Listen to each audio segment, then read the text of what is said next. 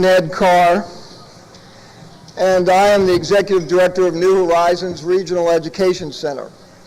And for those of you who may not be familiar with New Horizons, let me just say that we are owned and operated by the 6 public school divisions on the Virginia Peninsula, and we offer programs in career and technical education, advanced science, mathematics, and computer science education, and regional special education programs. We also provide a rather extensive community, adult education, and apprenticeship program in the evenings, so you can see we are a rather unique, comprehensive regional education center. It is my pleasure to welcome you to this evening's presentation on behalf of the education community on the peninsula and the Coordinating Council for School to Work. For the last 18 months, a hearty group of educators, government officials, school board members, and small and large business representatives have been working on this Coordinating Council to build closer ties between schools and work for the benefit of students and for the benefit of the local business community. On a separate front, the mayors and chairmen of boards of supervisors have been meeting to consider regional action to address economic development and the creation of a world-class workforce on the peninsula. They have even asked the superintendents to develop a strategic plan to accomplish improved workforce readiness in the near future. These political leaders understand that the future growth and economic vitality of our peninsula depend to a great extent on the quality of our workforce. While I'll have a few words later to say about the work of the Coordinating Council and the School to Work initiative, let me simply introduce a few special guests who are here with us this evening prior to the presentation. First of all, I want to acknowledge that Mr. Smith's presence this evening has been made possible through a grant from the state of Virginia, and we appreciate the support this activity has received from Mr. Randolph Beals, the Director of Business School Partnerships in Richmond, and his staff at the Secretary of Education's office.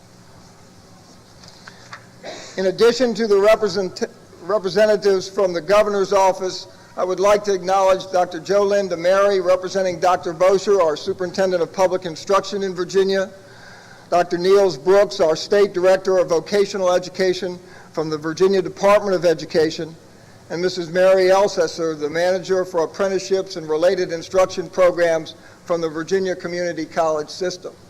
We welcome all of you folks who have come here to the peninsula to learn more about business education partnerships. In addition to these state officials, we are pleased to acknowledge the presence of members of the State Advisory Council on Vocational Education, Mr. Jerry Hicks, the State Director, Mrs. Sylvia Weinstein, Chairman, and Dr. Opal Lamaster, a member of the State Vocational Education Advisory Council.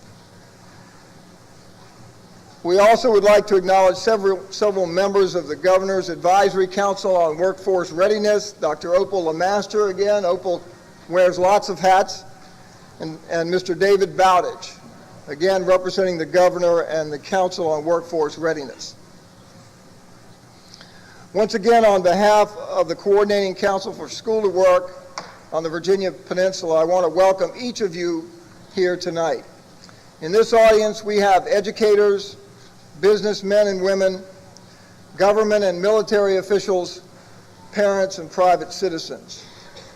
Each of us have a vital interest in the economic success of our community and our nation. And of course, we have an interest in our youth and their ability to succeed in this technological society and global marketplace. At the end of this evening, you may feel a little less comfortable about things than you do at this very moment, but that's okay. I want you to remember that Rethinking America, according to Hedrick Smith, is about new ways of thinking about ourselves as a people, about how we educate our children and run our businesses, and about how we can work together more effectively to make America and our own Virginia Peninsula work better for more Americans. I'm certainly looking forward to the remarks of our speaker and the opportunities that lie before us all in the future. It is now my pleasure to introduce Mr. Clyde Huey, President of the Virginia Peninsula Chamber of Commerce, who will bring you further greetings from our business community. Clyde.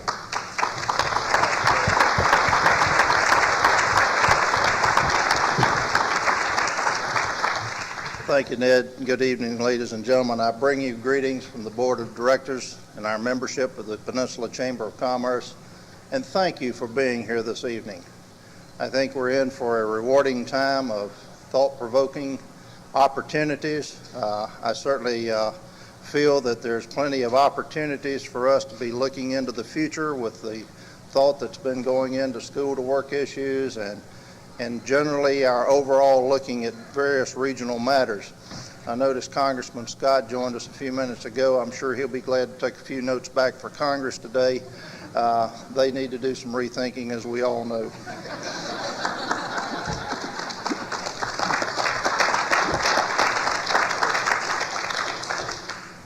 When you have a special event like this, it's rewarding to all of us because we're going to be able to share some thoughts and some commentary and some observations from a gentleman who is very aware of what's going on in the globe today. He is focused on it, he's written about it, and it's going to give us an opportunity to hear some fresh ideas, and we look forward to that. We look at ourselves in building a collaborative force here in the peninsula between business and industry and education and the government, and it's something that has existed for some time because, as you well know, for the last 12 years in the Chamber, we've had the Big Ed program, which is business and education and industry and government working together to try to build a better workforce for our community. It's been a very successful program. It's nationally noted and it is respected in the state. It's used as a model, and out of it became a program that some of you are very familiar with and others know a little about. It's called Academic Tech, where we have the opportunity to create the curriculum that is being taught in the schools today to the students that are going into the workforce and not into college. It's giving them a better preparation with science and math, and it's also now being accepted as an introduction to college for those that didn't take college prep courses. All of this says that we're interested in our future, and all of this says that we are interested in making sure that it is successful because our children are our success for the future. The Chamber of Commerce is supporting education and its businesses.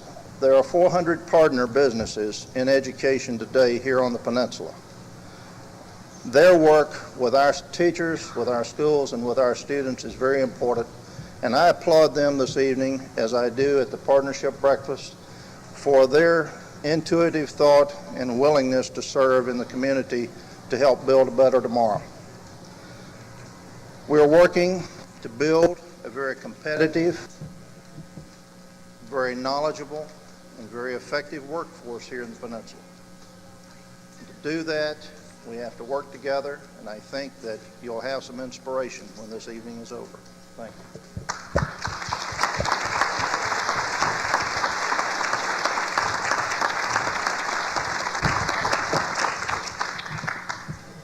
Good evening, ladies and gentlemen. I feel like I'm right at home. I know most of you, and many of you at any rate. It's good to see you all here this evening. In the spring of 1977, I was preparing for a great adventure to travel across Russia, from the Far East to Siberia to Moscow to St. Petersburg, a city then known as Leningrad. I asked my travel agent how I could best prepare myself for this long-awaited visit. Without hesitation, he said that I should obtain and read an outstanding new book about life in Russia. That book, and I still have my copy 19 years later, The Russians by Hedrick Smith. That book educated millions of people the world over about the realities of life in Russia. As I was reading Mr. Smith's work, I remember thinking how fortunate that I would be one day if I were to have the privilege of meeting the author of this fine work. Well, ladies and gentlemen, 19 years haven't changed my mind. Meeting Mr. Smith has been exciting indeed, and I'm very pleased that he agreed to be with us tonight to share some of his thoughts, this time on the subject of America's economic culture and how we measure up to other nations that can boast of having the world's most competitive economies. Who better to deliver such a message? He has had a distinguished domestic and international career with the New York Times, having worked out of such important world capitals as Washington, Moscow, Cairo, Saigon, and Paris. Along the way, he won the Pulitzer Prize for International Reporting. He has used the medium of television to help educate the American public about important economic and political issues on both the domestic and international fronts. He's written a number of books which serve to enlighten all of us about Russia, about American political power, and most recently, about American economic competitiveness.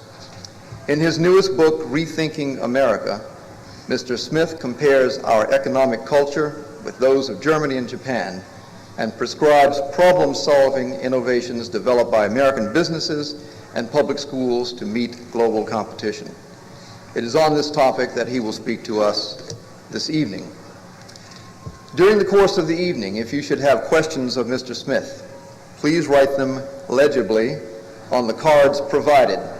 And at the conclusion of his remarks, give them to staff members who will be circulating around the room. They'll give them to me, and we'll get through as many as we can in the time allotted. In addition, please keep in mind that our speaker will conduct a Rethinking America book signing at the conclusion of tonight's presentation. Later, you'll hear more about that event from Dr. Carr. I know that I speak for all of us when I say that we're delighted that Hedrick Smith is able to join us for this evening, particularly since this is the Chamber Small Business Week. For those of us who would like to see our region, our state, and our country compete favorably with advanced economies in other parts of the world, I know that his message will surely be an important one. Perhaps it is time for all of us to question the conventional economic and educational wisdoms that have served this country well in the past, but may not serve us so well in today's high-speed, rapid change global environment. Perhaps it is time to rethink America. Without further ado, Hedrick Smith.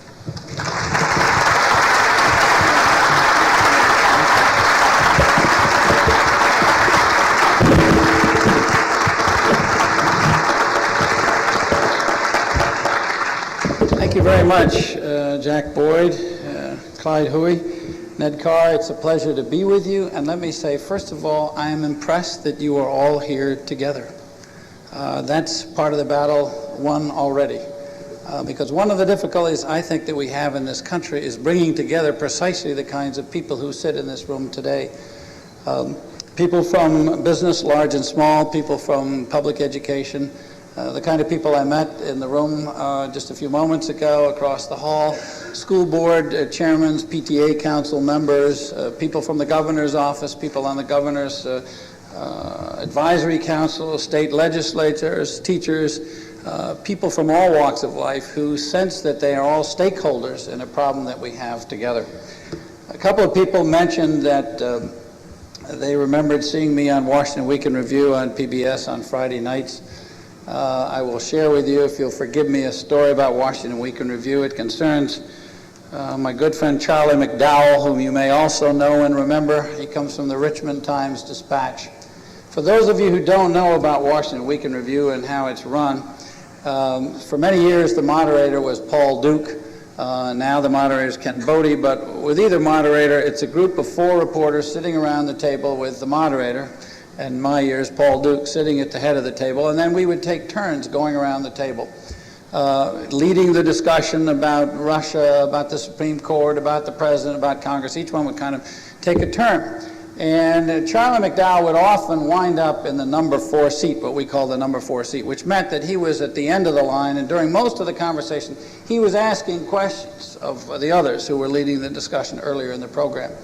We get a lot of mail on Washington Week in Review, and Charlie got a letter from one couple in upper New York State.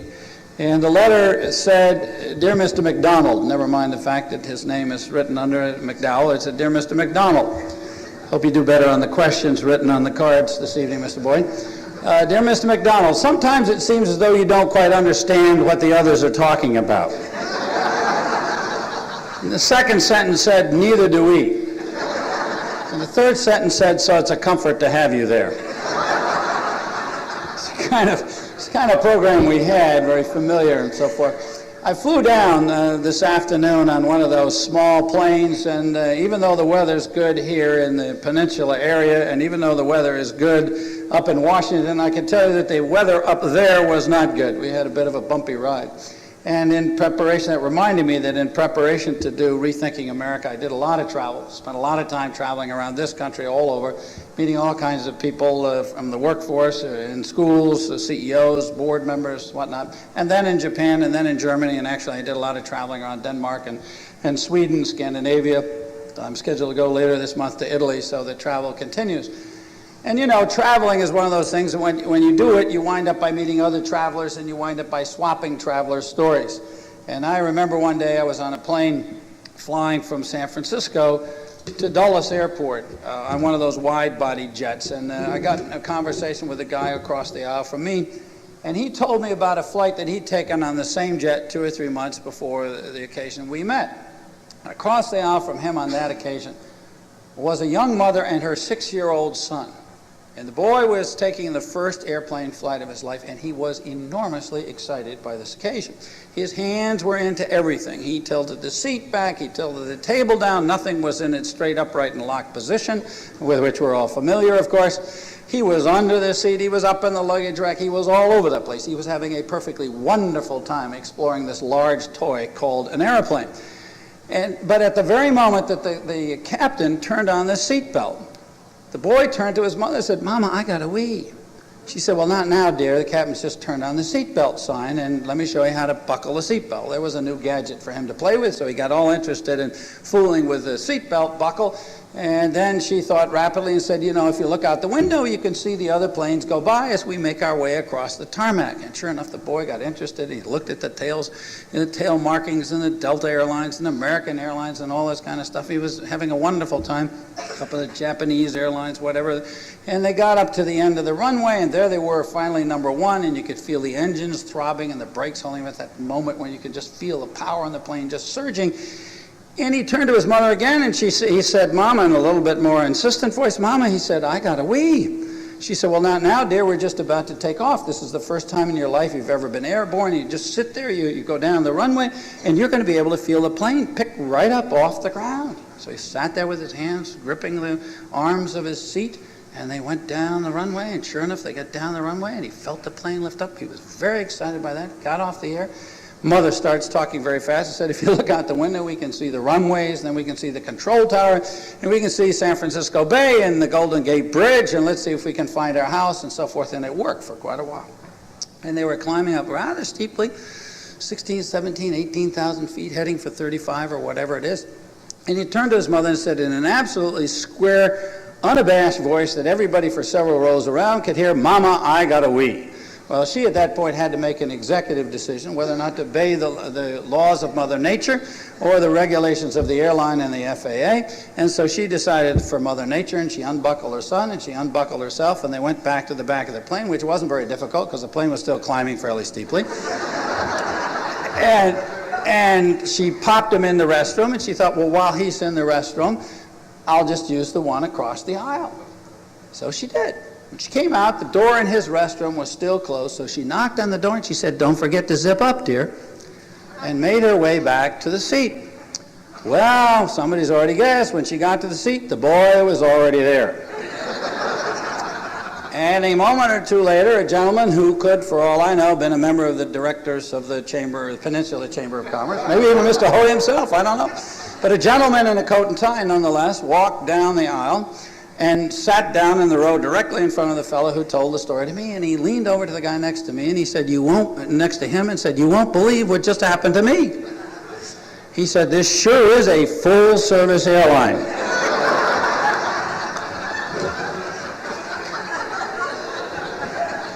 You're going to wonder how I'm going to get from there to what I need to talk about. And the answer is that in America in the 1970s, we thought we had a full-service airline. We thought we had a full-service economy with the finest scientists in the world, with the best research laboratories, the best management system, the best industries, the best educational system. We were tops, highest standard of living in the world, and we were certainly going to, head far ahead of everybody else. And then, bam, the 1980s hit us. It really wasn't the 1980s, it began to hit us in the 1970s. And suddenly we found ourselves knocked off our pedestal. And we saw companies like IBM and General Motors and others laying off, in the case of General Motors, a couple of 100,000 people. In the case of Ford, 125,000 people. In the case of IBM, 190,000 people. And on and on and on and on it went. I'm talking about the 80s. I'm not talking about the 90s wave. We need to talk about that a little bit later. But it was a tremendous jolt. And the important thing is that those were not 190,000 people being laid off. Those were 190,000 jobs being laid off. Those jobs were never going to come back. Those jobs were gone forever. There was something different about the way those jobs disappeared than what we had experienced before with recession and recovery and even with the Depression in the 1930s.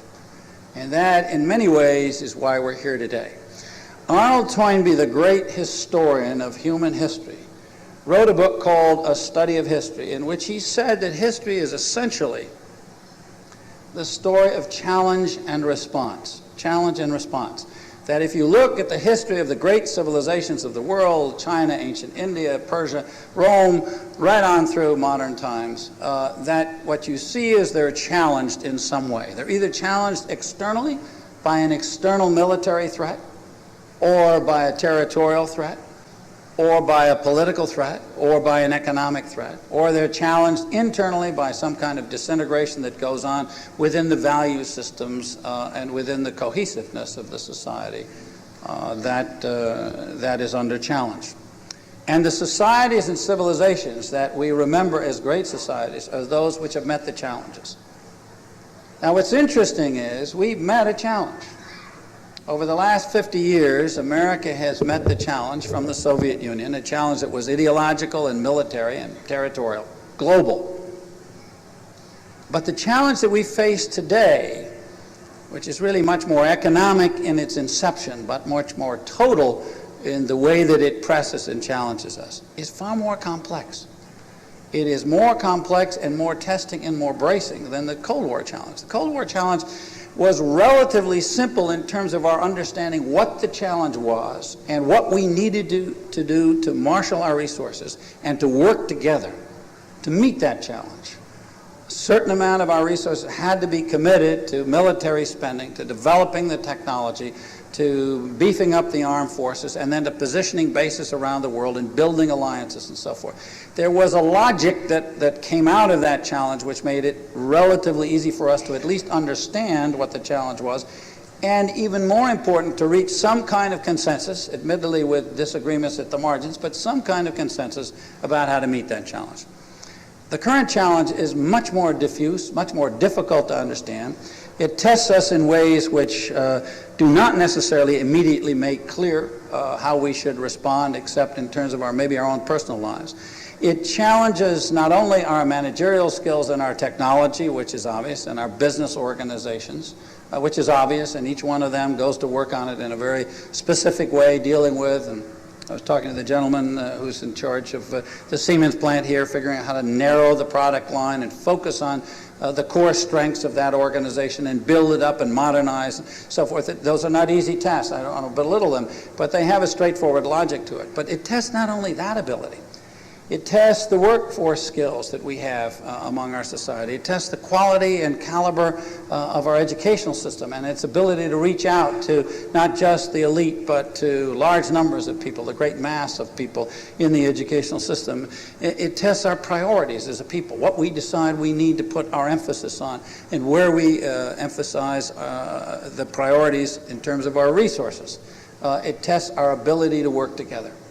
Those are the kinds of things that are much more difficult to organize in peacetime and absent a Cold War. particularly as you see foreign competitors go up and down. 5 years ago, everybody was worried about the Japanese coming over the hill. Today, the Japanese look as though if they're not flat on their back, they're in trouble, so why worry about the Japanese? Same thing with the Germans. But the people who are intelligent about the kind of challenge we face understand that it is a perpetual challenge. The change is relentless, and there's no reaching a plateau and sort of relaxing on the oars and not continuing to push on. It's a challenge in which it's very difficult to keep score, because when you keep score in 1990, it looks like one thing, and in 1993, it looks like another. In 1996, it looks like another. In 1999, it'll look different. And the smart ones among us understand that. And let me just say that for all the kind things that Mr. Boyd said about me, I stand before you as a reporter, not as an expert. What I'm sharing with you tonight is the best wisdom that I could distill from the best people I could talk to. People like Bob Galvin, the longtime CEO of Motorola, or Phil Condit, the president of Boeing, or Red Poling and Don Peterson, the former CEOs of Ford, or the people at Mitsubishi and Daimler-Benz and Deutsche Bank and folks all around the world. So I don't want to pass myself off as somebody who I'm not. I'm simply relaying what I've learned from some other people. But what's interesting is that when you talk to people who understand the nature of the challenge that we face, what you learn is that the immediate instinct of people under pressure and under threat is to say, what are we doing wrong? What can we do to make it right? Are we doing things right? And since we're in a nautical area here, I wonder if you'll mind if I take a nautical analogy. Sailing. When you're sailing, are you sailing well to the wind? Is your sail set well? Is your bottom even? Is your weight well distributed?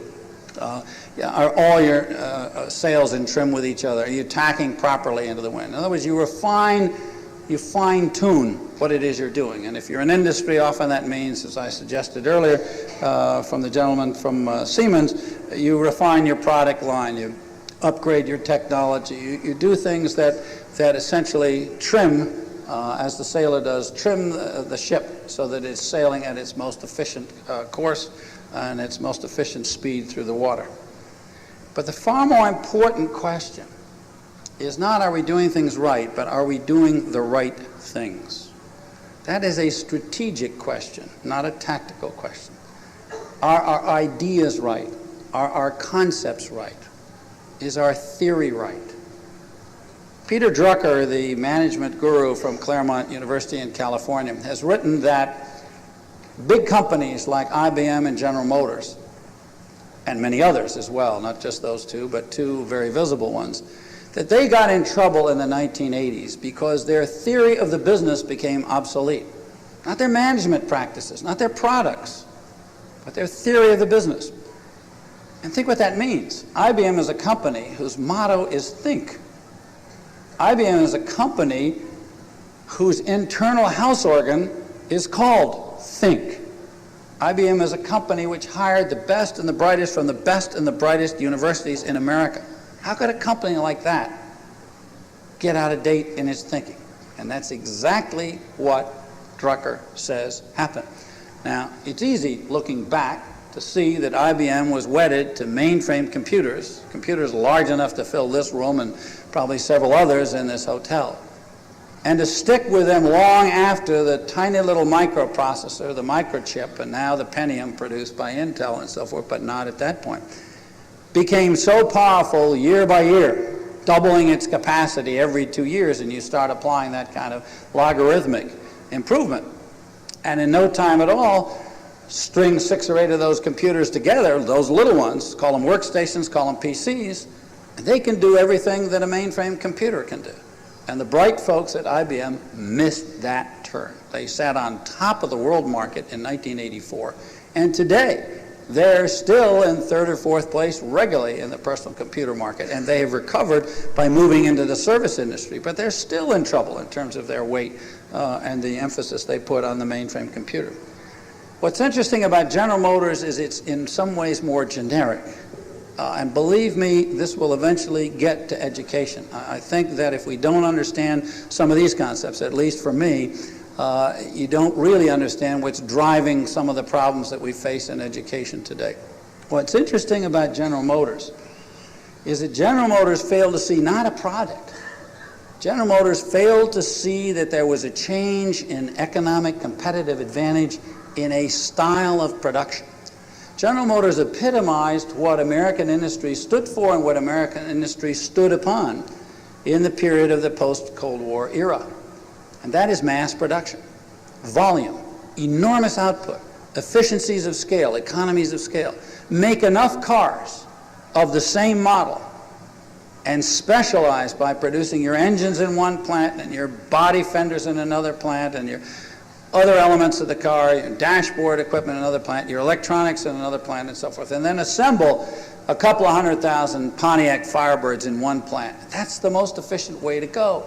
Drive the cost down, take care of an enormous market, and you will not only make great profits, but you will dominate the marketplace the world over. And in fact, that is exactly what American industry did very effectively from the end of World War II right on up into the 80s. But what General Motors missed was that gradually the mass market was breaking up into many niche markets, into partial markets, and that what became more important was what came to be known as flexible production or lean production. The ability to be much more responsive to a rapidly shifting and fragmented marketplace. And the economies of scale no longer worked. What happened was there were a number of paradigm shifts that took place in the 1970s and became pronounced in the 1980s, so that it wasn't mass that mattered so much anymore. It was speed.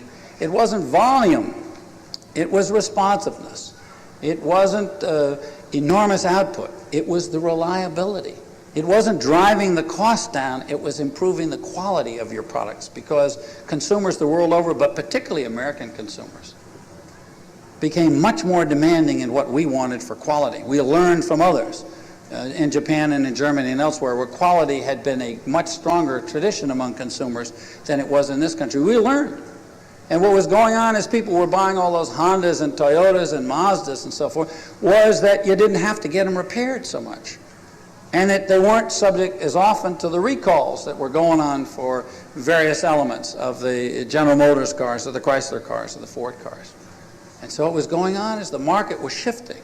And what was missed by General Motors was that this whole concept of where competitive advantage lay was changing. That was a critical change that took place. Now, the smart ones among us understood, the Bob Galvins of this world. David Kearns, the former chairman of Xerox, whom I talked to and is a very dear man, a dear friend of mine now, said to me any number of times, change is hard.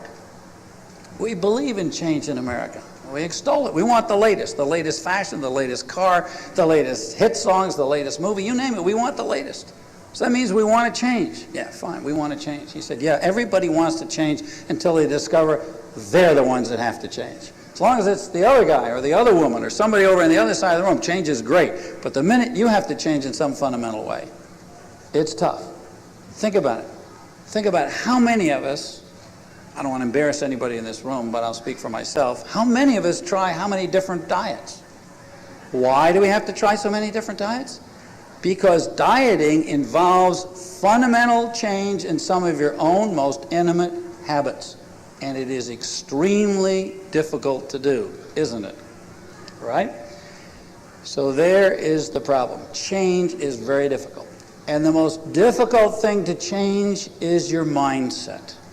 It was the mindset at IBM that was the problem. It was the mindset at General Motors that was the problem. And I don't want to single them out. There are lots of others of us who had the problem too. I think we have some mindset problems in the media, and I'm happy to talk about them too. I don't want to exonerate us from problems. That's why I get to the concept of rethinking America. That's why I get to the concept which says rethinking is the critical thing. You cannot begin to move significantly in new ways.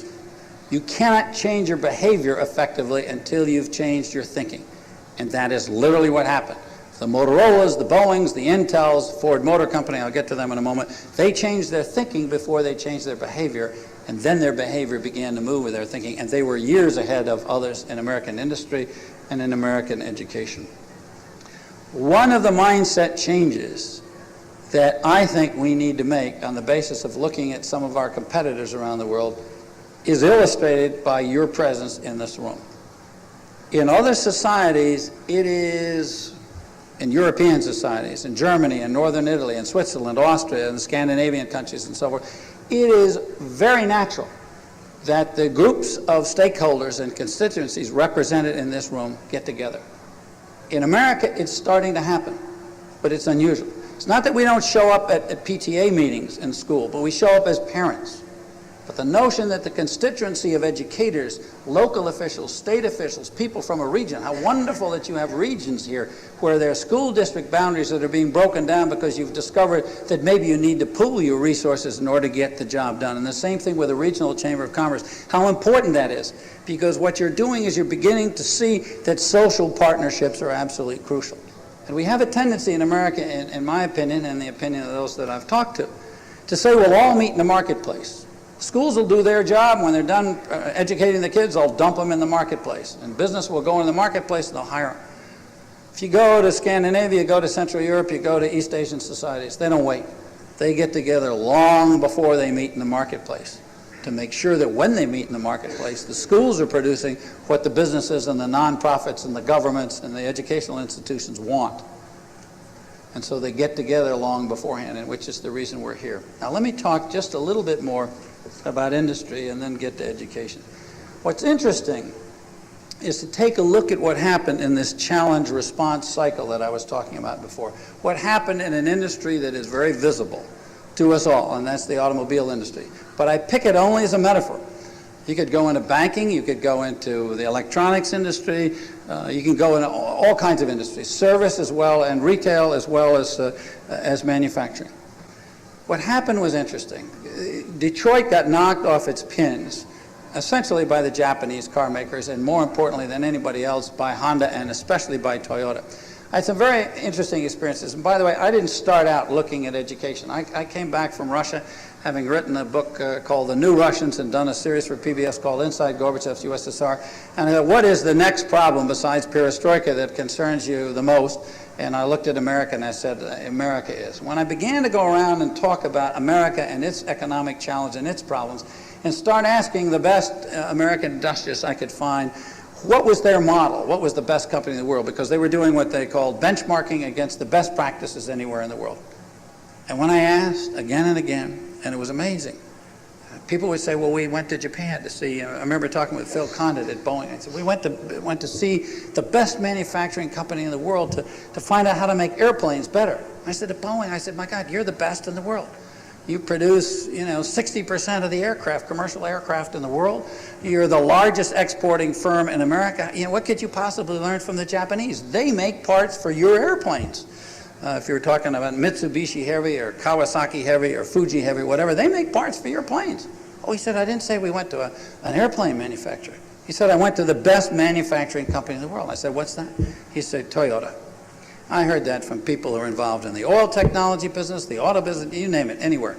They said Toyota's the best. So I figured I better go to Toyota and see what's going on. I went to Toyota, and I have to tell you right off the bat, I was not impressed. I was not impressed. I looked, they had robots, they had automation, they had some computers, but they certainly didn't have very modern looking stuff compared to what I'd seen. I'd already been in General Motors, I'd been at Ford, I'd been at Daimler-Benz, and I'd been at BMW. Those are, pretty good auto companies. And next to those, Toyota looked as though they ought to be in about 7th place or even lower. Not quite as bad as the Detroit Tigers, but, almost down there. Unfortunately, I was 8 years old in Detroit, and I became a Detroit Tigers fan years ago, and I'm suffering for it ever since. So I'm a little tender on the subject. But Toyota didn't impress me. The plant buildings were not particularly new. The equipment was terrifically new and so forth. So, I thought back to what I'd read, and I did some reading of studies that MIT and some other people had done of the world auto industry and stuff. So I started asking questions. I spent a lot of time in Japan. I talked to a lot of workers. I sang a lot of karaoke, and I drank a lot of Kirin beer, and got talking to people. And I found out that part of what was going on was that they were tapping the minds of the workers in a way which was different from what had been going on before. In the first place, I looked around this plant. And one of the reasons I wasn't so impressed with it, and I went to several Toyota plants, but let me just think of one, Takayota plant, which is a Takaoka plant, which is one of their major ones. It was filled with Rube Goldberg contraptions. I mean, they were all over the place. They're funny little things. You know, along the assembly line, for example, they had shelves with all the spare parts. And shelves were on a slant, and the shelves were not shelves, but they were rollers. So somebody could come along and put a whole bunch of spare parts at the back, and gradually as the parts were used and the guy on the line had used them, they would slowly slide down gravity feed. Wasn't a very fancy system, but gravity feed, they would just slide into the worker, and they put a little ridge at the front of the shelf, and he would just reach in and take it out, and get done with this box, he'd throw it out. Next box would slide down. Now, we would have designed a rather fancy conveyor belt to get the things there, but that's how they did. The workers did that. They had a whole lot of things. I remember there was one very interesting one that I got interested in and asked them about. It's called raku raku. Raku raku means squid in the sea. And I said to the manager who was taking me around the toilet, why do you call it squid in the sea? He said it floats like a squid in the sea. And what it was a thing that looked like a chair on a ski lift. And it rode along beside the assembly line. I don't know if you know what a car assembly line looks like, but cars at an early stage come down the line, and all they are is a body. There are no doors on them, there are no windows in them, there's nothing. It's just a body. And then they start throwing stuff into them, and workers jump in with parts, and they plug something in, and then they jump out. And they work in the car for 45 seconds or a minute, and they jump out, and they run back up the line, and they do it to the next one. And some workers said, you know, we have to put something in the front, and then we have to turn around and move our fannies to the back and put something in the back, and then we have to get out. That's really inefficient. Why don't we have a chair that goes in and we never actually sit in the car as it moves along the line, but it floats along like the squid in the sea. And you put all the spare parts in a box or a bucket on this arm, and you put all the tools in the other arm, and the worker slides along on this ski lift chair, and he goes in and he does several things, or she, or women as well, doing things in the front and then swinging around without ever sitting down. And you could go along for 2 or 3 minutes. You could get much more work done. You didn't waste a lot of time moving yourself around and spilling parts out of your bucket and that kind of stuff. So they did that. And they had literally hundreds of things around the plant. They were doing this kind of thing. And I asked the managers what was the idea, and they said the idea was bottom up. Get ideas from the bottom up. And that was one of their ideas. They designed their cars for simpler construction. They gave the power to the workers to stop the assembly line. They literally ran a laundry line, a yellow laundry line, all along the length of the automobile assembly line, right over the heads of the workers, and it had to be low. I mean, I kept running into it because the Japanese workers were shorter than I was, but they could reach up at any time and pull on this line. Sirens would go off, music would play, people would come running, and they had 20 seconds to try to fix the problem. And if they didn't fix the problem, they would stop the line. Well, in American automobile factories up until the mid-'80s, certainly up until 83, 84, it was a no-no to stop the line. The American idea was get the volume up, push it down the line, don't worry about the problem. If there's a problem in there, we'll fix it at the end of the line. And guess what? We'll recall 300,000 of those cars later on if the catalytic converter isn't right or whatever it is. There was an American who said that's the wrong way to go. What the Americans are trying to do is to push volume up and cost down. An American named W. Edwards Deming, a very famous management specialist, said, no, don't try to put the cost down, push the quality up and do it right on the spot. And American industry at that point said to Deming, you're crazy. And so Deming went to Japan, and for 30 years he gave the Japanese advice until American industry discovered that this American had a very good idea, and they began to listen to him. So what happened was the Japanese empowered their workers, told them to monitor quality instead of leaving it to quality control at the end of the line. Now listen to what's happened. Workers are coming up with ideas. We're talking about ordinary line workers. They're coming up with ideas about how to make the process more efficient.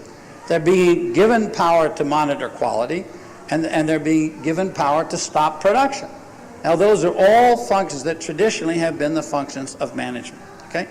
That was what was going on in the Japanese system. It wasn't that it was cheap Japanese labor. It wasn't that the dollar-yen ratio was off. It wasn't a number of other things that we dreamed up while we were in the state of denial. It was they had come up, and this is only one aspect of it, but it's a very important aspect. They had come up with a very different kind of production, which was called much more lean and flexible production. They'd produced 44 different models of cars in the same plant. Rather than just one Pontiac Firebird in the same plant. In any case, what happened in America was two different American companies responded very differently, aside from the singing act that we have in the next room. General Motors under Roger Smith said, we are going to respond by simply leapfrogging these folks into the next century with technology. And what Roger Smith did in the 1980s under General Motors was to spend more money than any company had ever spent in the history of commerce in the world. He spent $77 billion automating, robotizing, computerizing, Ross Perotizing General Motors. He brought in he thought he was going to build a space-age company. His slogan was, we'll leapfrog the Japanese into the 21st century. He spent $77 billion, thank you very much, $77 billion. And meanwhile, General Motors' market share in the American market went from the labor of its own workers, the labor content, by machines. It was a very American response, and it didn't work. What's interesting is that Ford Motor Company, facing exactly the same challenge, responded totally differently, and it is directly relevant, that contrast is directly relevant to why we're here tonight. What Ford Motor Company did was it couldn't afford what General Motors did. It wasn't rich enough. So Don Peterson and Red Poling sat down with Philip Caldwell and they said, if we're going to make better cars, the only way we're going to make better cars is to get the people who make them to do a better job. We're going to have to turn the problem of quality and efficiency and productivity over to our workers. We're going to have to trust our workforce. We can't automate them out of business. We can't lay them all off. We've laid a whole bunch off. Matter of fact, Peterson told me in the first year after they took over, they did exactly what I said before. Are we doing things right? No, we're not doing things right. They laid off 100,000 workers. They closed 7 plants. They cut production by 500,000 cars a year. And at the end of a year, they were just as far behind the Japanese as they were when they started. They were losing a little bit less money, but they hadn't solved the problem. Don Peterson said to me, for the first time in my life as a manager, I didn't know the answer to the problem. So they started asking questions, and they finally heard of this guy Deming, and they saw his movie, and they invited him to Ford, and he sat down and he talked with Ford. And Don Peterson said to me, we didn't begin to solve our problem until we understood that we ourselves were the problem. We, the top management of Ford, were the problem. We were running Ford like the Army, top down. I was giving orders to the next echelon and all the way down the line, and basically we're telling people, don't ask questions, just do what we tell you. We thought we had the answers, and we had to turn it right around. We had to turn it absolutely upside down. And so they went around to various factories, and they began to talk to the UAW, United Auto Workers Union. They began to talk to local managers. They began to rethink themselves. They began to run courses on rethinking Ford Motor Company and so forth. And they had very dramatic results. Let me just tell you about one plant with a couple of examples, and then we'll talk about education, because these things connect very closely. In this one plant, one of many that I visited, there's one plant in South Chicago that just sticks in my mind indelibly. It was a perfect candidate to be shut down in the 1980s. It had alcoholism, absenteeism, ethnic conflict, labor management, relations problems. It had absolutely everything. Everybody in the neighborhood, said, don't buy Thunderbirds made by that plant. It was that time when people said, don't buy a car that was made on Monday or Friday, because you never know whether or not they were all there on Monday and Friday. Even though they were in the plant, there's no telling what they were really doing. It was one of those plants. Well, they began to change things in that plant, and the things they changed were really unbelievably simple. One of the first things they changed in that plant was to eliminate the golf carts that the managers were riding around in, the golf carts. Now, that plant is an enormous plant. It has concrete floors, and it goes on for acres and acres and acres. I walked that plant. My feet ached just thinking about walking in that plant. What was going on was the managers were riding around whenever there was a problem. There's only 2 problems that you have if you ride golf carts in an auto plant like that. Number 1, everybody else who doesn't ride golf carts hates your guts, right? And number 2, the only people you're talking to are the other people in the golf cart. So you're really not communicating with anybody at all. So Reg Jansen, the manager in that plant, said, no more golf carts for managers. We're going to start walking the floor. And he led the way. Reg Jansen, when I met him in 1993, was walking the floor in that plant 50% of his time when he was in town. He said, guess what? He said, I don't have to read any of the paperwork for my engineers and my managers, because all the paperwork that flows through the front office, he said, I've already heard it all on the plant floor. I know what the problems are long before it ever comes through the management channels. That was one thing they began to do. The next thing they did was they didn't put a laundry line, but they put stop buttons all over the place, and they said, the workers, you're in charge of quality. You inspect the cars. When it doesn't work right, you stop the production. And Red Jansen said to me that was the biggest revolutionary change they made. He said it was very difficult for the managers to accept. He said it was even harder for the workers to accept because they couldn't believe they could stop the line without getting in trouble. But they gradually learned. The last thing that they did that was really big affected me in a very funny way. I'd never been to that plant before, and yet when I arrived and walked around that plant, I had the feeling as though I'd been there before. I couldn't understand it. It was the eeriest feeling. For 2 or 3 days, I walked around that plant and I couldn't understand it. And I finally understood it. The plant reminded me of a Toyota plant because it was filled with Rube Goldberg contraptions all over the plant. They had instituted the same system of asking the workers how they could improve the whole thing. Now, what was really interesting, they had these employee involvement, EI teams, all over the place. They ran them between shifts. It ran 10 hours in the morning, 10 hours in the evening, and then they met for 1 hour in between. Managers, workers, repair workers, maintenance workers, salespeople, engineers, planners, they all sat down in these work teams, and usually the work teams were led by ordinary workers, not by managers. You could see the people in the white shirts and the ties. You can see the people in the coveralls and the jeans and all that kind of stuff. They're all mixed together. What was fascinating was when I talked to one of the deputy managers of the plant, a woman who happened to be an African American, and if you don't think that's a change in mindset, a woman who was an African American was the #2 person in a Ford Motor factory making cars. I asked her how the system worked. She said, listen to this, she said, we get 1,000 times more suggestions through these employee involvement teams than we used to get under the old cash bonus plan for suggestions. The woman was named Deborah Kent. I said, Deborah, that is a positively anti-American statement you've just made. Americans respond to cash. How can that possibly be? She said, not if their jobs are secure, and that plant has not laid off a single worker in 9 years. Every time they introduce a new efficiency measure, they retrain the workers to do something else. The only way the workforce goes down is they attrit when people retire or leave for some other reason. They do not fire people. People know that. And they said if their jobs are secure and their earnings are good, and they're UAW workers, so they're making $50,000 and up, then people would rather be considered a part of the operation. That's a stronger motivator than it is to pay them cash. And when I asked Red Jansen what the single biggest change in that plant was, he said, for the first time in my 20 years as a Ford manager, we're tapping the minds of our workers. All right, now we're at the key. If that is what's happening to manufacturing, and it's happening in the service industry, it's happening throughout our economy, then we need a different kind of educational system to train the rank and file, to educate the rank and file. If their minds are what matters, not their hands and their backs, but their minds are what matters, then they need to be educated in a different way.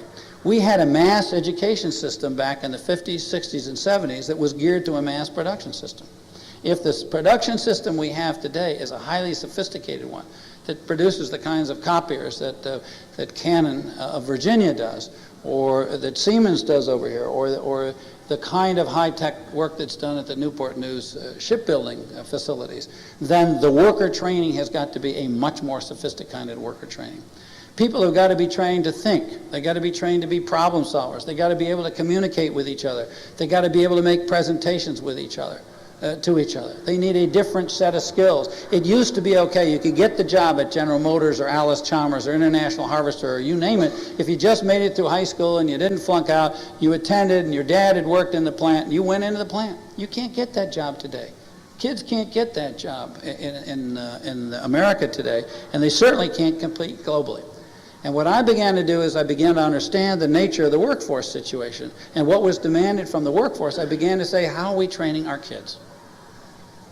And with all due respect to all of you and the efforts that you're making here, and I'm sure there's some really excellent examples here, I came to the conclusion after listening to a lot of good educators and a lot of businessmen saying to me, one after another, and I'm talking about small businessmen in southern Georgia or in rural Missouri, as well as big businessmen on either coast or in the heartland of America.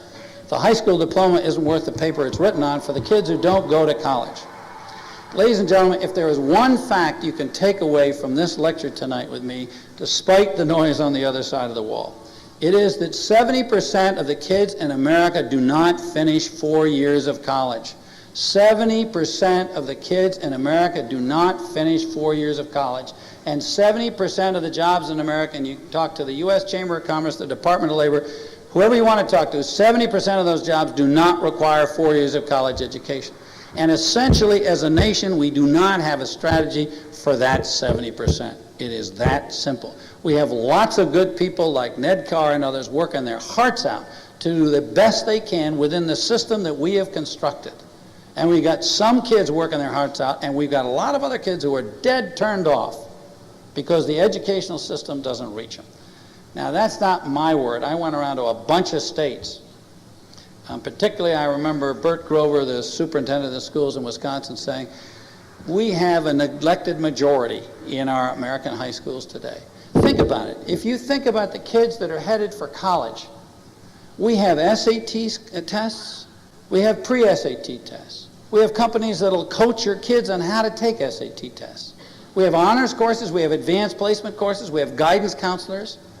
We have recruiters from colleges come and visit the kids on campus. Now compare that with what kind of infrastructure we have for the 70% of the kids who are not headed for college. And I dare say most of the people in this room themselves have college education and probably have kids who are going to get college education. So it's tough for us to get out of our own experience and out of our own skin to understand. But believe you me, if you travel America, you spend some time in the inner cities, you spend some time out in rural America, and you spend some time in some blue-collar suburbs, you will run into an awful lot of American parents who are very worried about their kids and how they're going to compete in the 21st century. And if you go into most American high schools and you ask them how they're doing, the answers come back from the teachers, from the parent-teachers associations, from the guidance counselors, from the principal, you name it, in terms of the kids who went on to college. And when you start asking about the kids who didn't go on to college, and particularly if you ask for what the record is and how good the job placement record was and what kind of careers they've had and how well the experience they've had in high school and vocational school has fit the job market, which is constantly changing with changing technology, you get an awful lot of blank stares or a couple of individual stories, but nothing like what you will get if you ask about the kids who've headed for college, which is another indication that we haven't historically as a country taken that majority of our kids as seriously as we take the elite. And frankly, we do very well. If you look at our educational system at the top 25 or 30% of our educational system is probably the best in the world. And by the way, the bottom 25% is probably the worst in the world. But what's really important in a modern society is that middle. That is the backbone of our workforce. They're the graphic artists, they're the computer technicians, they're the people who've got to run all those very complicated machines and technology in hospitals and in health clinics all over the country. They've got to do most of the paperwork in the banks and the insurance companies. I mean, you name it, all across the board, they're the heart of our economy.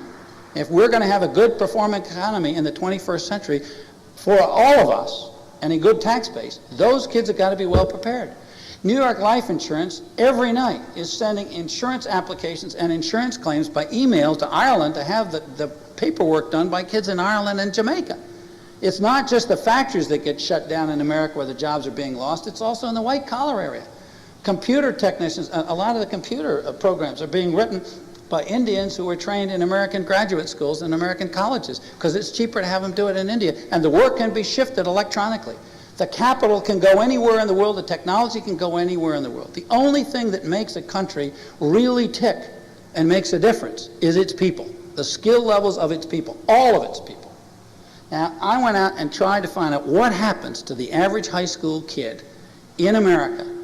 It's very tough to find an average high school kid in an average high school. So I looked at some surveys by academic specialists, and an article had been written in the Wall Street Journal. And Blue Springs, Missouri, was singled out as one right in the heart of the country. In fact, Kansas City's right outside Kansas City, calls itself the heart of America. Blue Springs, Missouri was picked out as one of the 20 best high school districts in the country. I went to Blue Springs High.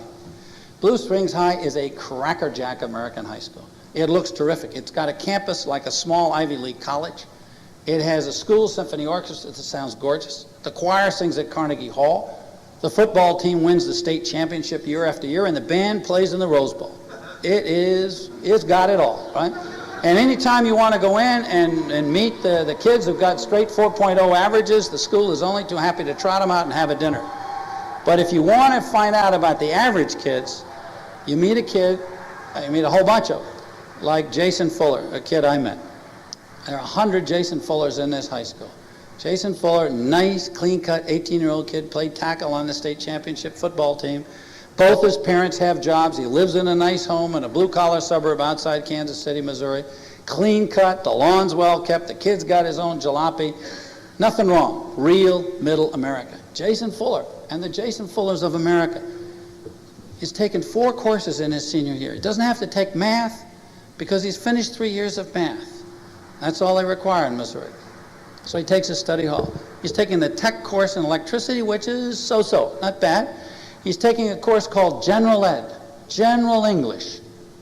Stay in the General English course for a while, as I did. Listen to the instructions, watch the tests, and you understand that General English in this very, very fine high school is intended for seniors who are not going to make great records, but they don't want them to flunk out, and so it's a kind of remedial course in remedial reading and question answering for high school seniors. And the linchpin of his thing, of his program, is marketing. He takes marketing, it's a co-op course. Now here's an idea. Try to fit together the education and a job study program, because this is a kid, and there are lots of others like him, who are turned off by school and they can't wait to get out into the workplace. So the schools set up this thing, and with marketing, the kids go out and they take jobs in retail stores. Jason worked at the Sonic Drive-In. Had to be approved by the teacher. They went to the, it's a tough act to compete with, isn't it? Jason went out and he worked at the Sonic Drive-In. He got in an argument, cooked hamburgers, ran cars, waited on table, that kind of stuff. Got in an argument with the manager and decided to take another job, working with his aunt, doing clerical work. She prepared income tax returns at her home. So I went to the manager of the marketing course, the instructor, and I said, how do you feel about your course? Is this preparing these kids for the workplace? He said, we're doing fine. I think they're doing nice work. I said, what about Jason Fuller? He said, yeah, Jason's one of our better kids. He's reliable. He shows up at work and that kind of stuff. I said, well, do you think he's preparing himself for a career? And he said, yes. I said, what career? He said, police work. I said, police work? I must be missing something here. He's been a short order cook. We're doing clerical work. How's he preparing himself for police work? I'd never even heard from Jason he was interested in police work. He said, well, he said he's learning how to show up on time. He's learning how to process his paycheck. He's learning good work habits and how to get along with his fellow workers and that kind of stuff. So I went to the principal and I said, and as I said, there are 100 of these kids in this class, and there are another 125 in the VOTEC courses and so forth. I said to the principal, how do you think kids like Jason Fuller are going to compete with the 18-year-olds in Germany and Japan and in Scandinavia and around the world? And he said, well, that's the toughest question you've asked. And he wanted to talk about the 4.0 kids in the dinner they were having with them. And I said, no, let's talk about Jason for a while. He said, well, the implication of your question is that the school is responsible for preparing the kid for the workplace. That's his responsibility.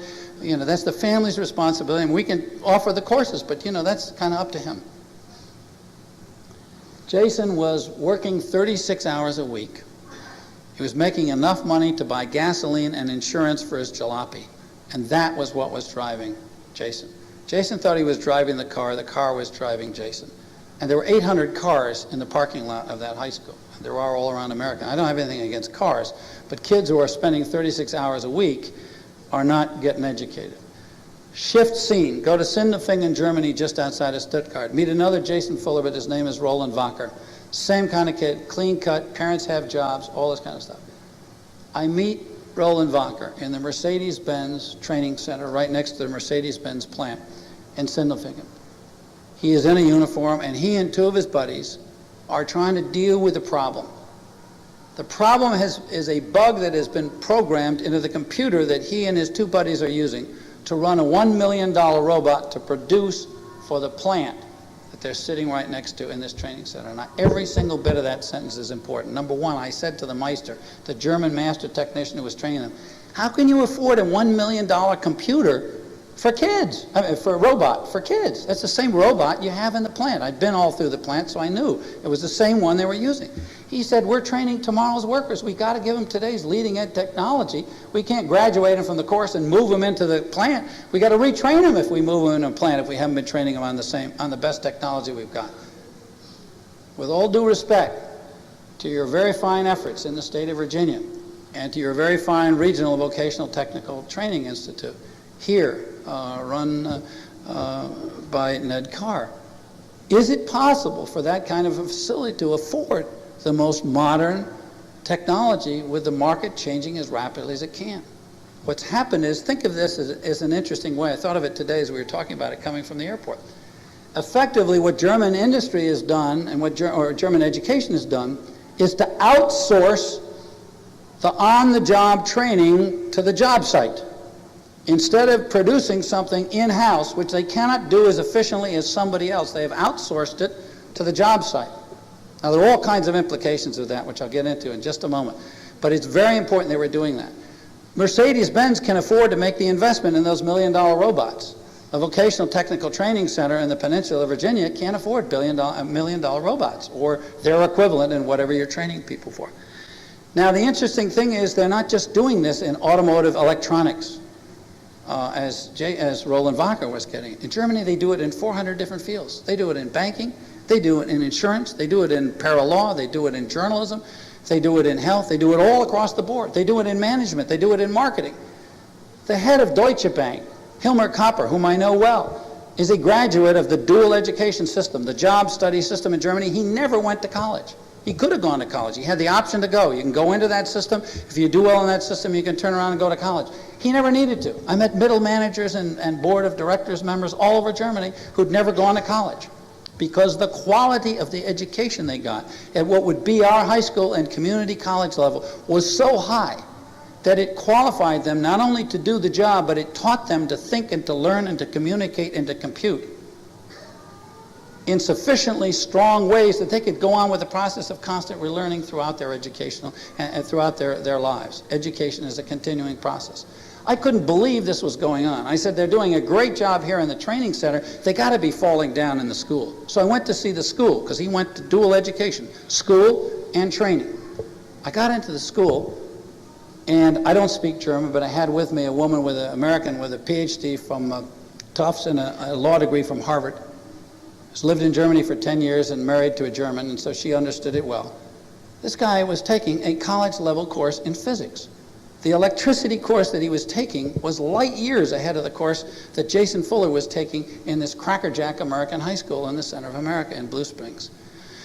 He had taken calculus. 40% of the kids in Germany take calculus, including kids in the work-study programs. Do you know how many kids in America take calculus? About 6%. In Japan, the figure is about 90%. Calculus is necessary for modern industry. About the only kids in America who take calculus in high school are kids who are on honors track towards college. We just simply don't offer it. We're not in the ball game. When New York City sent a bunch of biology teachers to Europe to try to find out how the New York City 11th and 12th grade biology courses compared, they found out that kids in Copenhagen were taking biology in 9th grade that was comparable to what seniors were taking in New York City high schools. When Philadelphia sent a bunch of physics teachers to Europe to find out how they were doing, they found out that the kids in the Austrian work-study program in 10th grade were taking physics at a level that American kids were taking in 12th grade. It's no wonder that when our kids go take international exams, we come out 13th or 14th in math and physics and chemistry and biology and so forth, and particularly in the scientific subject. A little bit harder to measure and do comparisons in soft subjects, especially in language, because language is just so different. But the course levels that we're offering are simply not up there. But it can be done. What was interesting was to see how motivated Roland Wacker was to perform well academically. I said, why? He didn't like school. He was the same as Jason Fuller. He said, well, I can't get my job at Mercedes-Benz if I don't do well in school, if my grades aren't good. Well, when I went around America, and I've been doing it up until very recently, I never got a yes on this, and this question has begun to change in America. American employers don't ask kids for their high school grades. They ask for the diploma, but they don't ask for the transcript. I've never heard anyone until very recently. Now it's become a hot issue.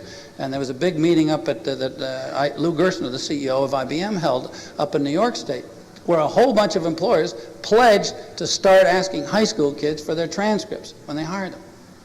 By the way, the German program cost German industry $15 billion a year. Germany is about 1/4 of the population of America. 4 times 15 is $60 billion a year. Now you can say right off the bat, American industry is not going to spend $60 billion a year. Let me quote Lou Gerstner, the CEO of IBM. American industry is already spending $60 billion a year. His estimate is that American industry spends $30 billion a year on remedial education for the kids it hires out of American high schools because they cannot handle the English and the math that's necessary in basic industry. That's $30 billion a year. Some estimates, by the way, are that American industry spends $200 billion a year, not $30 billion a year. But let's use Gerstner's estimate. He says American industry loses another $30 billion a year because it cannot afford to upgrade its products and processes because its workforce is not capable of handling the intellectual challenge and the problems of communication, math, science, that kind of thing. There's your $60 billion. It is Deming all over again. Deming says fix the problem on the assembly line in the car when you spot it. Don't push it out, produce it, and then fix it later on. Same thing with the kids in school. How about fixing the problem while they're in the school instead of letting them get out of the school and train them later? I'm fascinated that your Chamber of Commerce is deeply involved in this program here. I was out in Tulsa, Oklahoma, where the Chamber of Commerce is deeply involved in promoting dual education apprenticeships out there. I went around to one of the finest Votech centers in the state of Oklahoma outside Tulsa with a man named Ward Rowley. And we went around the Votech Center, and the director took me around and showed me a lot of high-tech equipment and told me about the courses and so forth. And when we got near the end of the tour, and they also train adults and stuff, and when they got near the end of the tour, Rowley nudged me with his elbow, and he said, ask her what the average age of the students in this facility are. So I asked her, and she ignored my question. We got back into her office, and he nudged me again. He said, ask her again what the average age of the person in this facility is. And so I asked her again. She hemmed and hawed, and I had to ask her a third time, and she finally answered. She said 28. And Rowley said, we just lost 10 years of every single one of those kids' lives. 10 years those kids had to float around without the skills and the know-how to deal with modern industrial needs until they finally figured out that what they needed to do was to go back and get the kind of world-class training that this facility was capable of doing. The real problem is, can we get there first? And the answer is yes. If you go to some states, Wisconsin is most notable. Pennsylvania, Arkansas to some degree. Upper New York State, there's some going on. I understand from Nedcar today, you've got some cooperative programs now going on with General Motors, and there are undoubtedly some other employers here who deserve praise and credit, and I apologize for not knowing your names to applaud you. But there are places where this is going on. In Wisconsin, I met another Jason Fuller, and his name is Eric Bauman. Same kind of kid, clean-cut, good family, turned off by school. And when I met him, he was in the second year of an apprenticeship training program in the modern high-tech printing industry. And this was a kid who had been totally turned off by school, was not interested in college, hated math, hated English, couldn't stand chemistry, wanted to get out of school, and he was willing to sign up for anything to get out of the classroom. And in this part of Wisconsin, they had set up a 50-50, 2.5 days in school, 2.5 days on the job. When I ran into him, Eric Bauman was excited. He was doing graphic arts on the computer. He loved the chemistry because the chemistry was helping him handle all the inks and all the different problems that he had to deal with the printing presses. He liked the math, believe it or not. I said, how can you possibly like the math? Your mother told me you hated math, you told me you hated math. He said, well, that math in school, nobody had ever used that math. But this math, he said, this is interesting because it relates to my job. It turned out it was the same math. They had just reworked the math curriculum. They made it applied math. And he understood that it was real. It was related to the world he wanted to live in and the world that he admired. And he said, that's another thing. He said, when you're out of school, you're in the adult world, you have to be serious. And they count on you. And what was going on is this kid's motivation had been changed. Instead of it being so many course credits and so many seat hours, so many hours he had to spend in the seat in order to qualify and to get his diploma, it was coming from within. He wanted to do it. I talked to Eric Bauman, in the midst of this, and I said, have you changed much? And before he could answer, his mother said, well, he says changed a lot. He's got a lot more confidence and self-confidence. She said, and the other thing is, he talks to us at the dinner table. He didn't used to talk to us at the dinner table. Now he talks to us. And I said to him, have you changed in your own mind? And he said, well, I used to have hair down to here. He said, I was afraid it would get caught in the printing presses, so he cut it off. And he had kind of one of those Indian haircuts, he looked like a tomahawk up here. And I said, anything else? He said, looked down at the ground, kind of like Charlie Brown. He said, oh yeah, he said, I made the dean's list. He said, nobody ever think I made the dean's list. Who would ever imagine? I never imagined I'd make a dean's list. This kid had been turned on by seeing that education was relevant to the life that he wanted to live. and his performance was different. I talked to Eric Bauman about a year ago, long after we had filmed him and I interviewed him. He had a $20,000 a year job as a printer, and he was going to night school because he wanted to go to college. And the reason was that there was an educational strategy that reached him. And not only, now I've picked 3 boys, and to the women in this room I want to say that I talked to Nicole Rosa about banking in Germany, and I talked to Brenda Radall and Grace Lichtenstein and others about the printing trades. I picked 3 guys in order to make the kids constant, so that you could see that it was not the kids, it was the system. It's not the kids who are the problem, it's we. It's the same thing that Don Peterson said. Until we understand that we've got a mindset that is standing in the way of the large bulk of the kids in our society, they're not going to make it in the way they need to make it. One last thought. In the year 2000, it is estimated that the workforce will be 34% minority. 34% minority. When I asked Bob Galvin of Motorola what the single most important concept was in his making his great company competitive, he said, I had to understand that we had to be competitive one person at a time. I have to be the best CEO of an electronics company in the world. My lab director has to be the best. My line worker has to be the best. My food service person has to be the best. Every single person counts. Ladies and gentlemen, in America, if we're going to have the most outstanding standard of living, the best quality of life for ourselves, for our children, for our future, if we're going to have the best tax base, if we're going to have the best of everything, every single person counts. We cannot afford to leave anyone out. We've got to find a way to reach these kids whom we have failed generally so far. Thank you.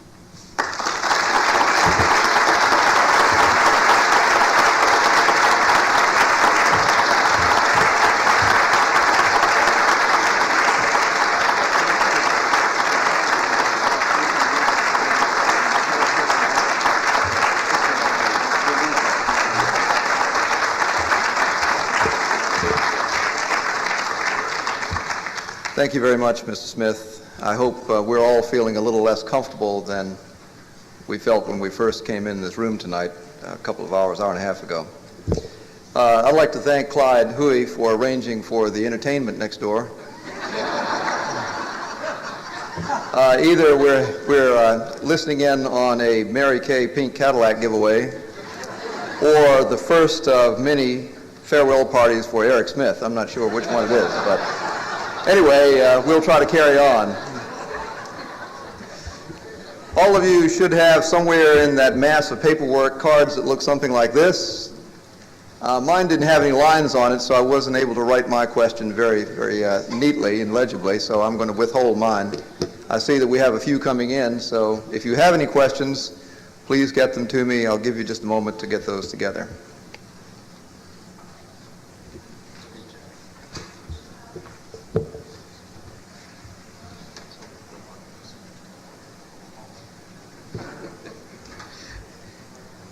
Clyde says next time if everybody here brings a friend, we'll get the whole hall.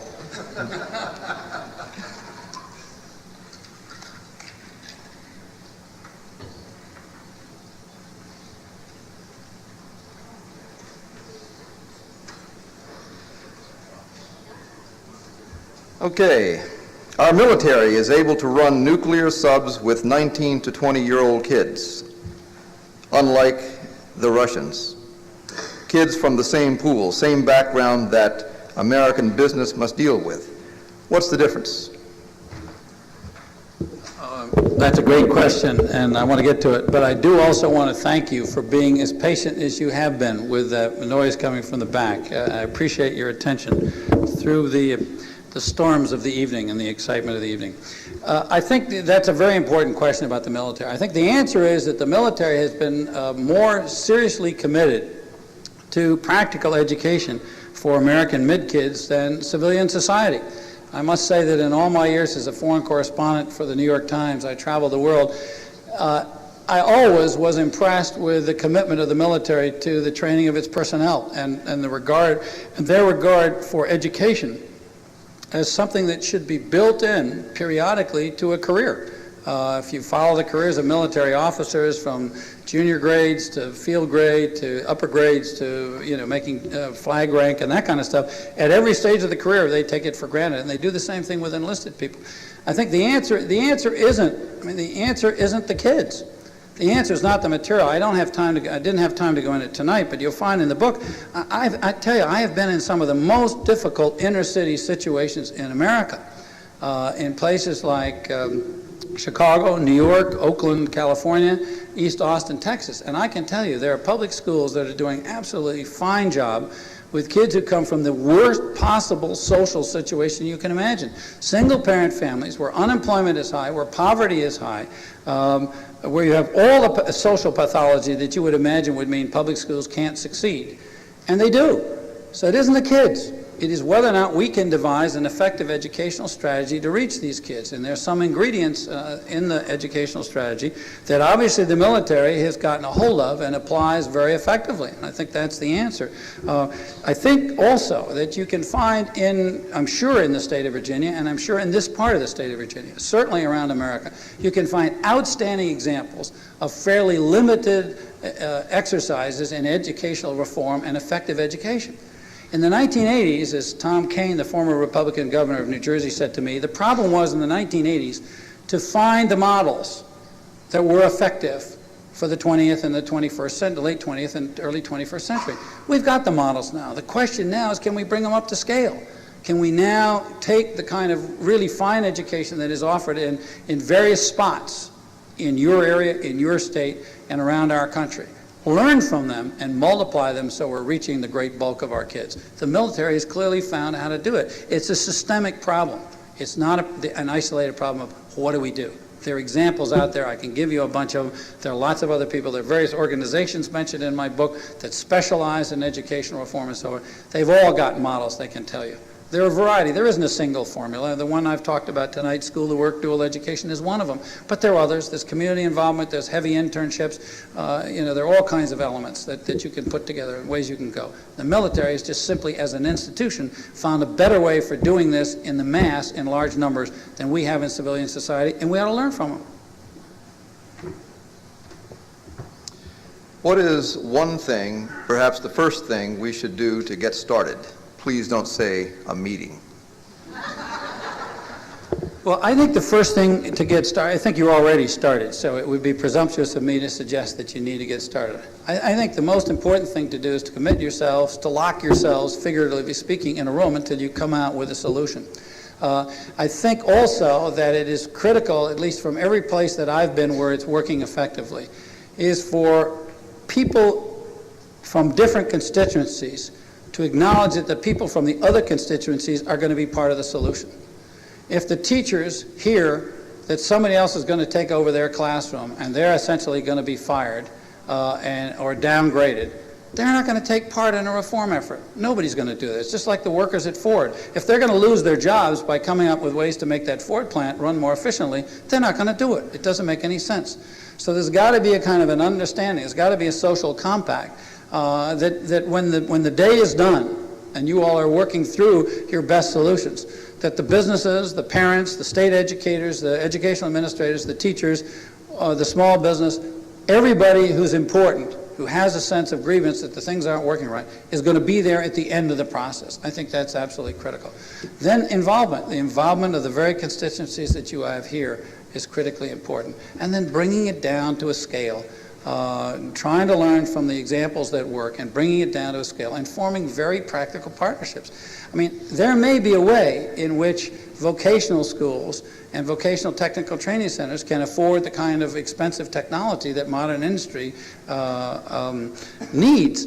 But I doubt that the state tax structure or the local tax structure is going to support it, which means that education is going to start to have to be, for many of these kids, it's going to have to be a collaborative enterprise. That's a new idea. It takes getting used to. In Tulsa, Oklahoma, I understand they argued for about a year and a half before they could hammer out how they were going to do it. They had to get the junior colleges, the technical colleges, the industries, the Chamber of Commerce, the teachers in the high school and so forth. They had to get them all together. And they argued like hell for a long time till they finally, because they were committed to exactly what Mr. Hoey said at the beginning, that these kids are our future, they were committed to doing that. And once they were committed to that, and they were never going to leave the room, so to speak, until they solved the problem, they eventually got to the solution, recognizing that they were all going to be at the table at the end of the day. How does the public funding of education in Germany and Japan compare to the wide disparity of dollar student funding that exists state by state and local by local in America?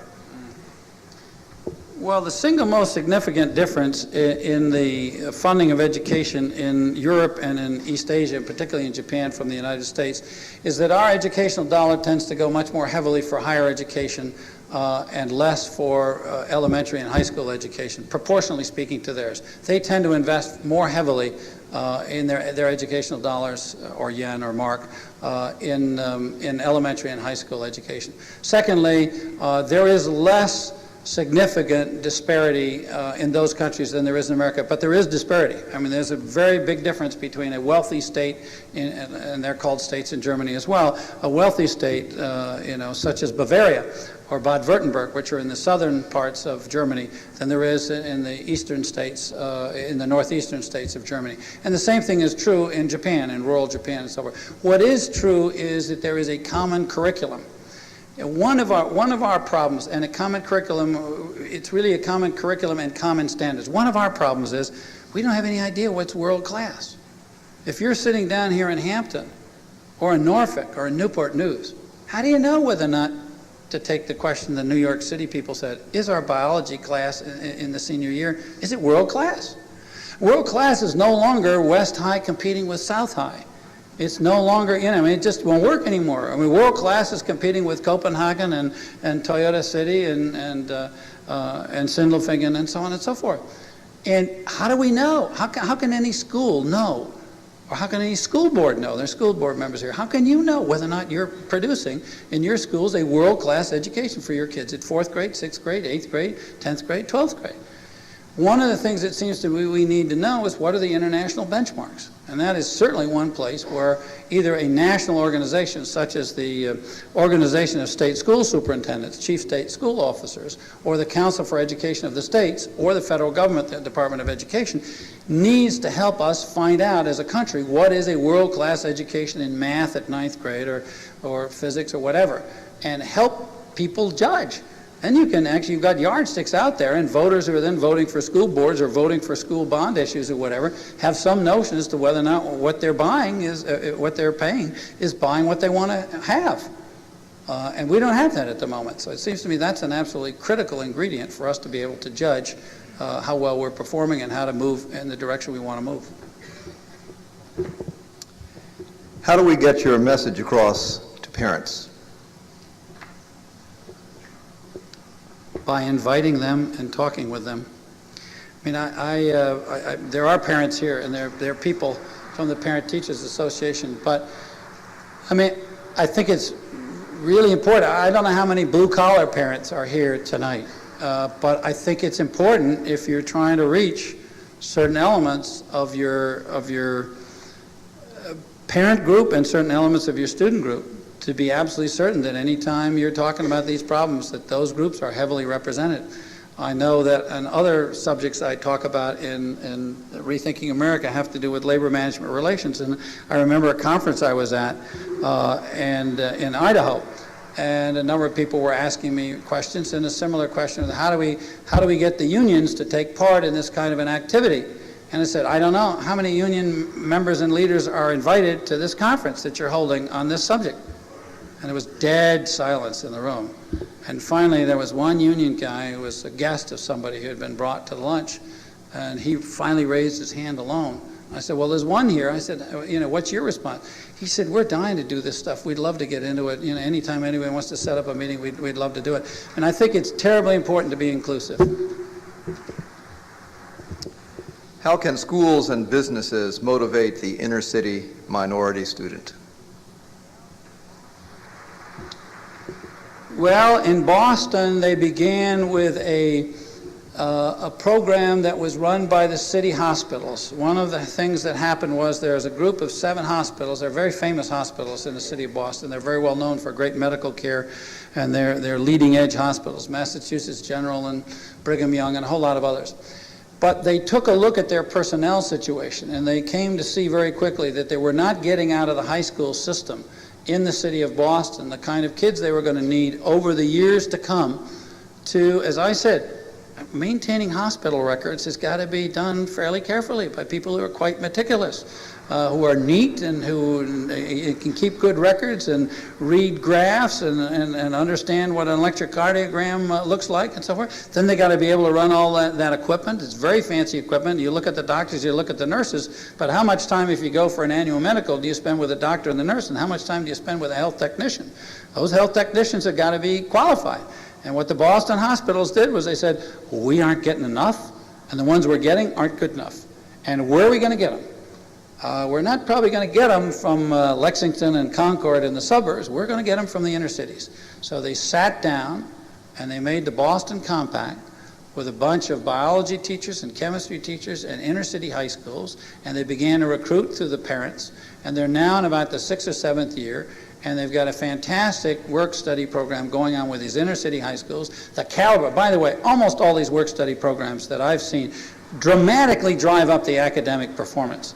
It's not small. In no way is work-study dumbing down education. Work-study almost always drives up the quality of the education very rapidly. They've been doing this for 6 or 7 years. It was so successful in the inner city, Dorchester area high schools in the inner city of Boston, that the Boston financial industry decided to copy the health industry, and they too decided that they were going to get a lot of their record keepers and that kind of stuff from inner city high schools. It can be done if you recognize that you have a problem, that you want to solve, and the only way you can solve it is by getting involved in other people's lives. It doesn't work, folks, if you say, as David Gurn says, the other guy's got to change, not me. Doesn't ever happen.